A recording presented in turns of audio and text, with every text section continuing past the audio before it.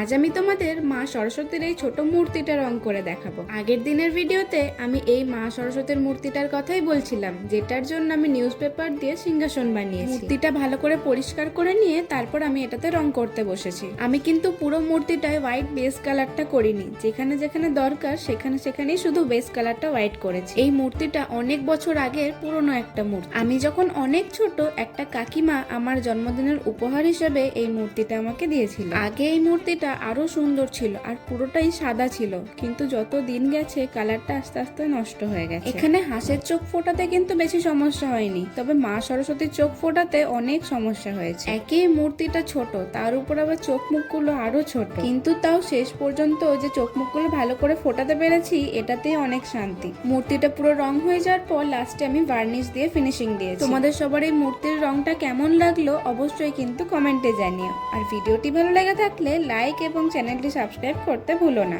দেখা হচ্ছে আবার নেক্সট ভিডিওতে।